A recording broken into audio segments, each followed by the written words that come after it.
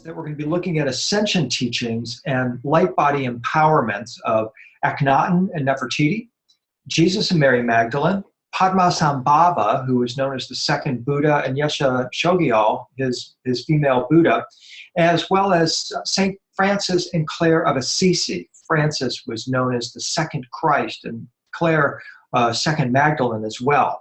So what we've just done here is something really unique, I think, in Ascension studies, is we've established a timeline, an Ascension timeline that takes us back to approximately 1300 BC, the reign of Akhenaten and Nefertiti, the famed 18th dynasty of Egypt. And we're going to carry that forward then up until the time of Jesus and Mary Magdalene. What we're going to appreciate along the way is that Akhenaten and Nefertiti met tremendous resistance when they launched their religious revolution in ancient Egypt. They were met by resistance by the government and by the military. It was just too much of a rapid change at the time. And so actually, as we'll see, the Egyptian authorities went to great lengths to erase all references to the existence of Akhenaten, Nefertiti, and Akhenaten's son, Tutankhamun. It was quite a dramatic scenario where they're trying to virtually eliminate any knowledge of this person whatsoever. Very extraordinary.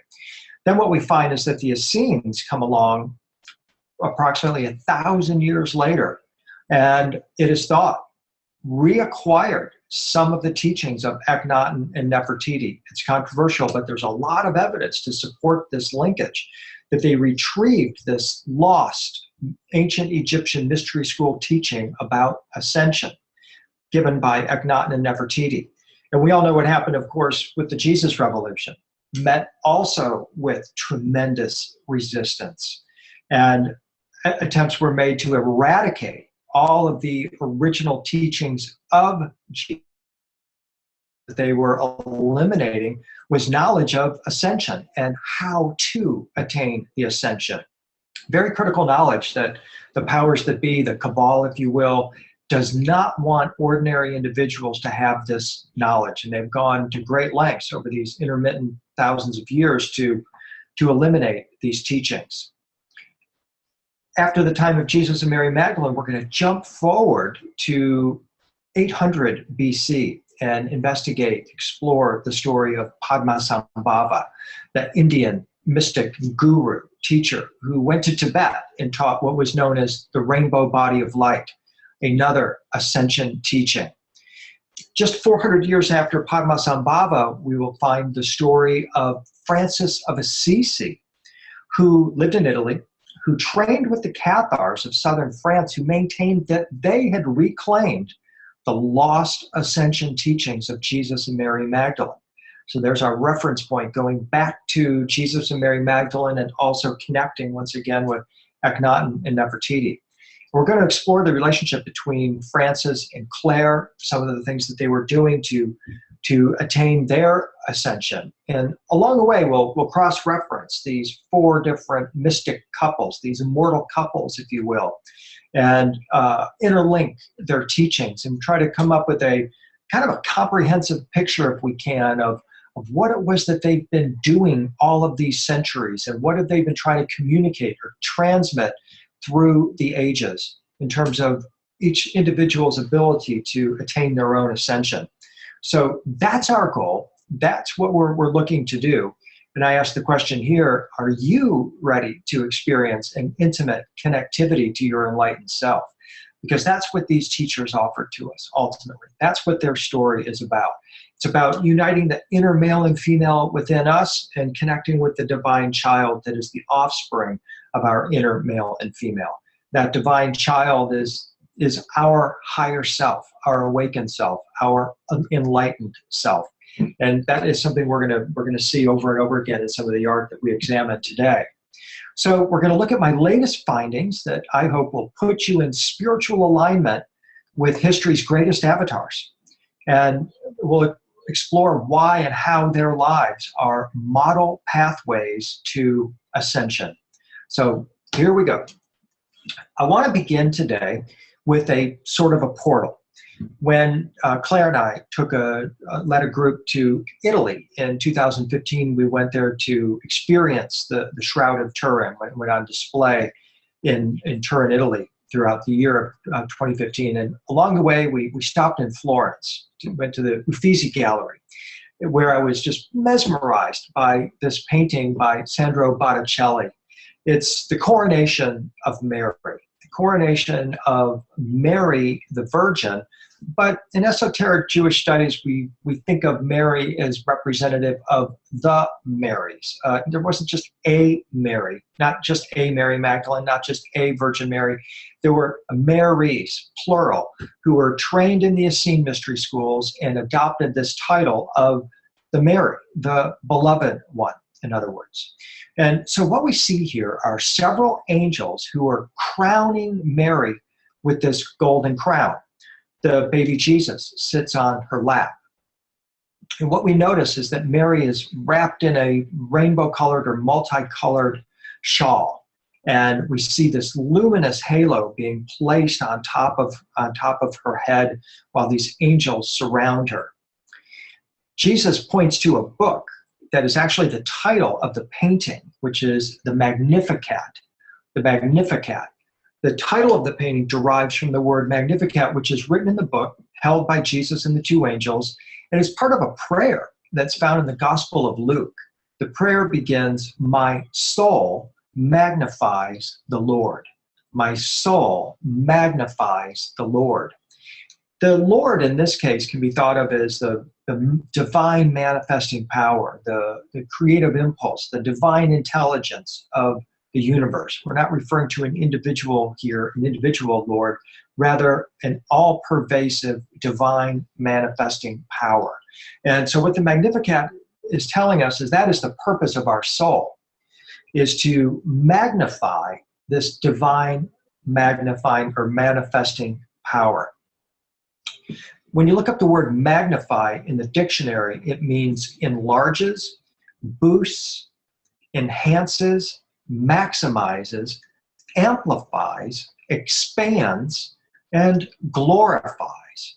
Now, the word glorify means to glow rays. And so it's telling us that our soul magnifies the Lord. And perhaps one way that we know when we do that is we're actually glowing rays. Our soul is radiating light. And this is a concept that is, of course, intertwined with the idea of ascension. We are awakening the power of our soul, and we are ascending as humans by tapping into this divine manifesting power and radiating this light or power into the world among us. Just like the lens magnifies an image. Very important word as we continue, the word image. So what we see here is that Mary is actually magnifying this divine light, this divine radiating or magnifying power that is coming from a hidden realm, as portrayed here by Botticelli. At the very top of the painting, you can see this hidden sun, this dark sun, if you will, that's coming out of this dark area in the painting. Just around the head of her, you see a radiant halo, and you also see blue sky. The blue sky turns to blue, and then it goes to a darker blue, and then a lighter blue, and then a darker blue once again. What this is showing is that we're going into the unknowable realms of her consciousness, and that this light is in fact coming from perhaps an unknowable source to humans. It's an otherworldly, other-dimensional light, if you will. And we see that the Virgin, Mary, is being dressed by the sun with 12 crowns of the apocalypse. 12 crowns, 12 starry crowns are being placed on her head.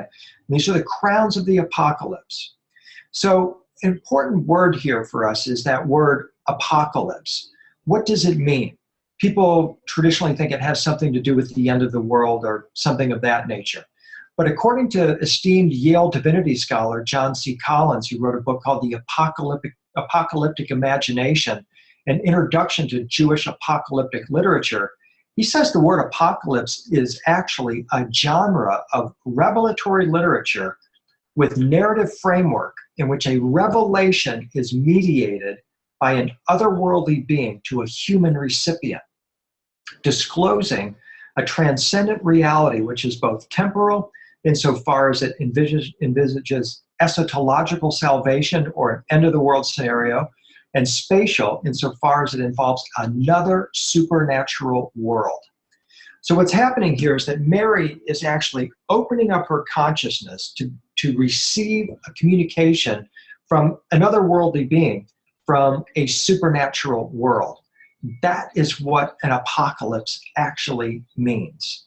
And so summarized, an apocalypse is when an awake or psychically attuned human receiver receives a transmission from a supernatural being from a supernatural world. One of the most distinctive features of the apocalyptic literature, says Christopher Rowland in his book, The Open Heaven, a study of apocalyptic in Judaism, early Christianity, is the conviction that the seer could pierce the vault of heaven and look upon the glorious world of God and his angels. This is expressed by the term, the heavens opened. As for example, during the ascension of Jesus, or the belief that a door opened in heaven in the book of Revelation. And all of these openings of the gates in heaven enable the seer to look into heaven, to watch the goings on, and to gaze upon its secrets. These are what I refer to as the pathways to ascension. And what I'm going to show you as we move forward now is that in example after example that we're going to talk about, Akhenaten and Nefertiti, Jesus and Mary Magdalene, Yeshua and Shojiel rather, and Padmasambhava, and St. Francis and Clare were all apocalyptic figures in that they had awakened their consciousness and were able to connect with otherworldly spiritual beings and receive what we today would call a download. They opened a hole in space, a hole in their consciousness, connected with this divine being, and brought down a revelatory teaching about open pathways or gateways to ascension. And this, I'm suggesting, is what is happening in Botticelli's painting, is that Mary is receiving this crown of expanded consciousness and is reaching into, with her consciousness, this otherworldly realm where she is communicating with supernatural beings in that supernatural realm to receive a revelation. Now, when we apply what we just saw to this beautiful example of the coronation of Mary, we see Jesus with his hands on Mary's open crown chakra, transmitting to her powerful knowledge. And what I'm suggesting is that this could not only be just Mary, the mother, this is also Jesus and Mary Magdalene. In an episode, for example, out of the Gospel of Mary Magdalene, when Mary connects with or has an experience with the resurrected Jesus, she's experiencing an apocalypse. She has opened up her consciousness, and she is connected with this resurrected man, her husband, Jesus in this case, who has now gone on to a supernatural realm, who has returned to transmit sacred knowledge directly into Mary's consciousness. So she is actually opening her own pathways to ascension here. We have an angel standing beside, watching everything. This is one of the seraphim angels. We know that because of the flame coming out of the top of their head. That is a shorthand way to express that we're dealing with a seraphim angel, the highest order of angels, beings of pure light and pure love. They have flames coming out of their crown chakra because they burn with the love of the Creator. Very powerful concept. There's another one over on the other side of Jesus as well. So here what we're seeing is this transfer of this apocalyptic knowledge of the pathways of ascension from Jesus to Mary. He's literally tuning her consciousness into this higher realm. And you note that they both wear robes with stars all over them. These are the star cloaks, or the robes of light of the ascended beings. And so this is what we see in this detail here of Mary, once again, receiving this divine vibration, this sacred knowledge from Jesus. Now, the idea is that these pathways to ascension that she's opening could be into other realms of the cosmos. Our universe is referred to as the cosmic web. This is a NASA image. Each yellow dot that we see is a galaxy. The purple streams represent dark matter, which is about 99% of the universe, which is all unknown. And this image, according to NASA, represents 0.00001% of the known universe. So this tiny image contains a massive amount of space out there with perhaps billions of galaxies being represented in this cosmic web. Maybe this is what Jesus is attuning her to as he's opening up her pathway, as he opens up Mary's pathways of ascension. Could it be that she is learning about this stellar knowledge and how, at the time that she comes out of her body, how to navigate the interconnecting passageways amongst all those billions of galaxies in the known universe? This is another NASA image of many millions of galaxies as seen in the Millennium simulation at the Theoretical Astrophysical Observatory, who creates supercomputer simulations of the entire universe. So what we're seeing again is the cosmic web with all these interconnecting filaments with galaxies along the way. It highly resembles a local picture of galaxies or even neurons within the brain. This is the idea of as above, so below, as within, so without, reflected in this incredible concept. Here we see reconstructed white matter fiber tracts of the brain, brainstem and spinal cord, with all the offshoots as well. And we can just well imagine what is happening to Mary's own brain as she's receiving this divine light from this supernatural realm. Interesting thing here is that artists have, we now know from studies, artists have structurally different brains compared with non-artists. This is a recent study from April 2016. It says that participants' brain scans are in areas relating to fine motor movements and visual imagery. I'm bringing this up here because when I show the art that I show in our presentation today, we'll look at throughout, people always wonder, well, where did these artists get these ideas? Where did they get these inspirations? Were they told what to paint? Did they see these images or what? And my answer is, in most cases, these are visionaries, but in a lot of cases as well, they are commissioned and they're told what to paint. But a keystone of our presentation today is that the sacred art that we're going to be looking at actually begins to wire your brain differently than others who don't have access to this art. This is an idea that is expressed in tradition after tradition over thousands of years. I actually use it as a spiritual practice because I firmly believe that our brain can be programmed like a piano being played by art. That the art itself, the images that we're going to be looking at here of the pathways to ascension and these divine couples, will actually stimulate our brain and our own interior pathways to ascension.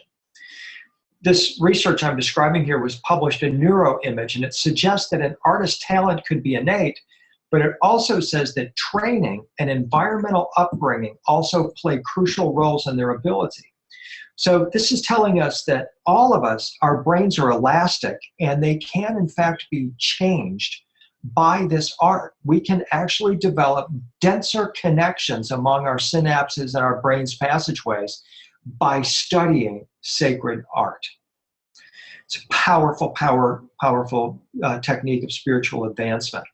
And the idea, as the Buddhists teach, is that if you are deeply focused on an image, be it of the Buddha in the awakened state, Mary Magdalene, or the Mother Mary receiving a crown of apocalypse, there is a moment as you're looking at these images, as we're going to show here, when the forepart of your brain becomes so connected that the thought you are thinking about as you look at the painting can literally become your experience. And that's really powerful. That is an absolutely extraordinary concept to think that as you're sitting at your computer screen right now, you're actually stepping into another world You are participating in this image when Jesus is crowning Mary. And the idea is that as she is receiving that crown, a part of your consciousness is also imagining, beginning to connect with what it must feel like to have such a plasma crown placed on your head, or what it must be like to be able to expand our consciousness to be able to perceive both the outer world and its pathways, as well as the inner world. So I offer this introduction to you that these images that we're showing are more than just nice pictures. They are actually pathways in and of themselves. And I'm extrapolating here on research that was done at UCLA by V.S. Ramachandran, a neuroscientist, who found that we all have mirror neurons in the neocortex, the frontal cortex of our brain, in the human anterior cingulate, as it's called. These are the neurons which normally fire when a patient is poked with a needle. They're called pain neurons. Ramachandran found that these same neurons will fire when the patient watches another patient being poked. And the idea here is that these mirror neurons, it would seem, dissolve the barrier between myself, yourself, and others. The idea is that the brain can't tell the difference between a real and an imagined experience. If I'm watching something happening on a TV screen or a computer screen, it's as if it's also happening to me at the same time, at a lower level. And the idea is that if we can learn to amplify this ability, that we can begin to mirror the people that we see, including the avatars that we see in this sacred art. In Tibetan sacred tradition, they refer to this as ekagrata. Ekagrata. It's a practice of one-pointed focus or meditation on sacred images. And the idea is that if you can connect mentally, physically, spiritually, and emotionally with the image of the meditating Buddha, your body will begin to match or mirror what the Buddha is doing, and you will be able to experience what the Buddha is experiencing. Ekagrata, again, is the name. The Tibetans call it merit. This is a photo I took on the wall at the Rubin Museum in Manhattan. It's the Rubin, of course, is one of the greatest Tibetan art museums in the world. It's, in my opinion, it's the greatest Tibetan temple in the world. And next to one of the paintings or tankas on the wall, it says that in Himalayan cultures, merit is an overarching purpose for commissioning, creating, dedicating, and using religious objects. Tied to the concept of karma, merit is an investment in the future that can bring results in this life or the next. It is said that merit can be gained by just looking at sacred images. Some objects are commissioned and dedicated to ensure fortunate rebirth in the next life on behalf of deceased loved ones, or to amass positive potential for the long life of a living person. What they're saying here is that sacred art can program our body, our consciousness, and I even extend that out to the light body. And this is why they said that, hey, if you commission sacred art, you're going to have good karma, because you're going to create a pathway through which others can then access the divine realms. This isn't just why Claire and I, for example, have gone about collecting a massive collection of sacred light body art in particular, but because it's about sharing this experience with others and opening up these pathways and knowing the value and the power of this sacred art. The key is to become absolutely present with the images that we're going to be seeing here in the next few hours. So much so that you become one with the images, as if it's being superimposed on your being, and you merge with it. This is when the metaphysics of the experience of just looking at the art on your computer screen, or maybe even putting it on your cell phone, for example, turns into the physics, the neuroscience. Our thoughts and emotions become the body. The metaphysical turns into or transforms into and becomes the physical. So this is what we're going to be doing here as we go forward looking at these images. We're actually offering pathways for your thoughts and emotions to reach out and find models that you can mirror so that then you can concentrate on, become present with, and then literally merge with or become. One of the people who did this that we're going to be discussing today is, of course, St. Francis of Assisi. In his famous life story, his journey took a dramatic turn in the fall of 1205 when, in a vision of a speaking crucifix, a painting of the crucified Jesus spoke to Francis and told him to go repair my church, which you see is falling completely in ruin. Francis's story of this crucifix speaking to him and setting him up on this journey demonstrates the power of art, especially sacred art, and how it has an extraordinary, even supernatural power. And the idea that a piece of art, in this case a painted crucifix, could transmit a holy message or a sacred spiritual energy, in this case to Francis, actually became the core idea of Renaissance art. It's a little out of our discussion today, but Claire and I did a program on Gaia TV called Arcanum, where we looked into the specifics of the Renaissance belief and the power of sacred art to draw down the powers of the heavens, and how Renaissance artists such as Botticelli, Michelangelo, Leonardo, Fra Angelico, and others encoded the secrets of light-body activation in their sacred art.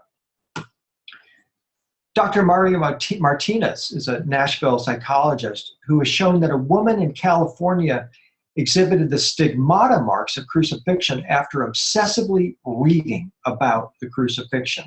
So this again goes to our idea that the brain can open passageways to other selves through concentration, through concentrated effort and meditation. He proves this by showing that the medieval stigmatics showed wounds on the palms of their hands because all the paintings in the Middle Ages, or the medieval times, were based on cultural beliefs. And these paintings showed wounds on the palms of Jesus's hand. Then science showed that Roman crucifixion specialists bypassed the main artery and hit a nerve in the wrist to ensure maximum agony, which lasted for days and was the purpose of the crucifixion. Now, current era stigmatics show the wounds in the wrist because of cultural beliefs. And as Dr. Martinez says, the formula is that where the mind goes, the biology follows. So as we're looking at the images, as we go forward here, bear in mind that these are passageways that are connecting your brain to a new level of mind, the quantum level. Then you are now going to be living your life from the perspective of the soul and the light body, because that's what the quantum level is all about. And the quantum model tells us that all potential realities already exist in this present moment. This means that your future light body, your ascended self, already exists. We just have to choose it. And rather like the story of Michelangelo choosing the horse from the block of marble, we manifest it. You remember that story when the apprentice said to Michelangelo, "How are you going to sculpt a horse out of that block of marble?" And he said, "Well, I'm going to look at that block of marble and I'm going to remove everything from it that doesn't have to do with a horse." And this is how we attain our ascended or light body as well. We look at our life and remove everything from our life that doesn't have to do with the attainment of the light body. Back to the brain just for a moment and conclude this introduction and start looking at the story of Akhenaten and Nefertiti. The epigenetic model of brain science says that you can change your body by thought alone. The theory of neuroplasticity says you can change your brain by thought alone as well. And interactions with sacred images is a form of dreaming and rehearsal for what is to come. And in the case of St. Francis of Assisi, after he has the encounter with the speaking crucifix, he has an encounter with Jesus as a seraphim, as a winged Christ angel. The images that we're going to look at show how the great avatars exist, and they show us our next level of being. And what we're going to actually be doing today is opening pathways that align with our future selves and our future destiny. And so as you contemplate, meditate, and reflect on the images you're about to see, recognize that you're actually retraining your brain to make new connections or new pathways to your new ascended self or your actual self. And as your nerve cells fire in response to the light of the images, they wire together or weave together a web of light that becomes the fabric or canvas for your new body of light, your ascended self. And as you paint this canvas, you actually are visualizing the actual experience of the light body and fabricating a new life. This is what I refer to as ascension intelligence.